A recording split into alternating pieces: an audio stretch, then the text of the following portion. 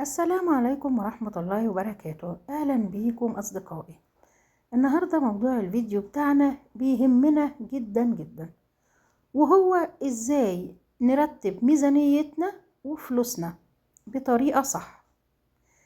تخيلي كده معايا إن فلوسك تكفيكي لآخر الشهر وتبقي مرتاحة من غير ما تحسي بتوتر ولا ديون. الموضوع مش حلم، الموضوع كله طريقة تفكير وتنظيم. كتير مننا بنقبض فلوس كتيرة وفلوس كويسة، ومع ذلك مش حاسين براحة. طيب ليه؟ لأن المشكلة مش في الفلوس، المشكلة في إدارتنا للفلوس دي.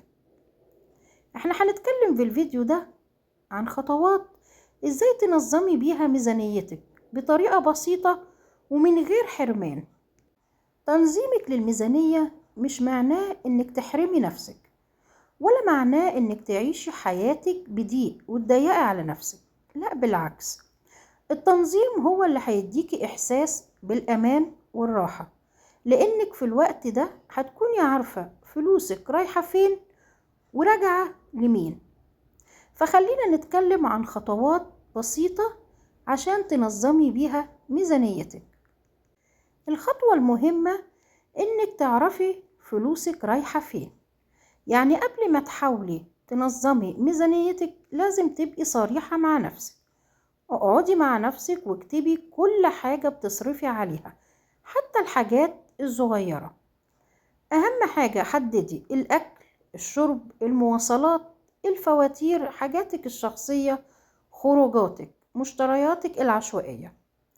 هتتفاجئي بعد ما تكتبي كل حاجة ان في حاجات صغيرة هي مش مهمة بالنسبة لك، بس بتسحب جزء كتير من فلوسك. وبالتالي هنيجي للنقطة التانية، لازم تفرقي بين احتياجاتك ورغباتك. اسألي نفسك قبل ما تشتري أي شيء، أنا محتاجة الشيء ده ضروري ولا عايزاه بس؟ الاحتياجات دي الضرورية بتكون زي الأكل، العلاج، الفواتير اللي علينا، بمعنى أصح الأساسيات اللي لازم كل شهر ندفعها. لكن الرغبات إنك تشتري حاجة لمجرد مزاجك رايح ليها، حاجات بتكون عندك منها بس نفسك في الجديد منها. بس مش معنى كده إنك تمنعي نفسك من أي حاجة بتحبيها، لكن الفكرة هنا إنك تشتري وتكوني واعية. النقطة دي هتاخدنا للنقطة الثالثة، حددي ميزانية لكل شيء. يعني قسمي دخلك، فلوسك، لجزء أساسي، جزء للأساسيات، وجزء لمصاريفك الشخصية، وحددي جزء لازم للطوارئ، وجزء بسيط لإنك تدخريه حتى لو مبلغ صغير. الادخار مش رقم، هو عادة. بعد كده اكتبي كل شيء بيتصرف.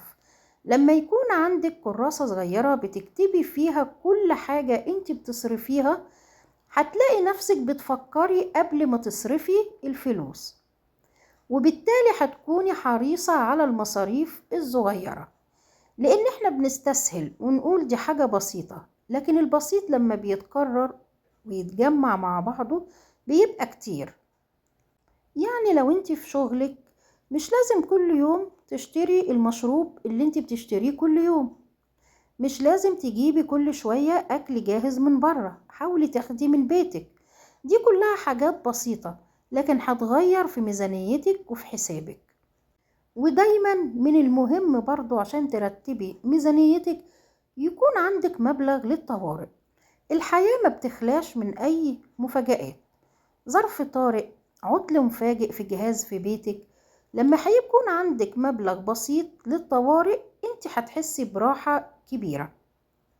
هنوصل للنقطة اللي بعد كده، ما تشتريش وانت تحت تأثير المشاعر. يعني ما تصرفيش فلوس وتشتري حاجات وانت زعلانة او متضايقة او حتى وانت فرحانة. احنا بنلاحظ ان كتير مننا لما يكون موده متغير بيشتري بدون وعي، لان الشراء وقت المشاعر بيخلي قرارك مش عقلاني، ما بتقيش تفكري بعقلك. لو انت حسيتي انك عايزة تشتري حاجة فجأة، استني يوم واحد وغالبا هتلاقي ان انت مش محتاجاها. واهم نقطة عشان ترتبي ميزانيتك، حطي قدامك هدف. لما يكون عندك هدف هتلاقي نفسك بتوفري وانت مبسوطة، لانك شايفة النتيجة قدامك. من الاهداف دي انت مثلا عايزة تدخلي مشروع جديد، عايزة تشتري حاجة لنفسك، او تشتري جهاز جديد.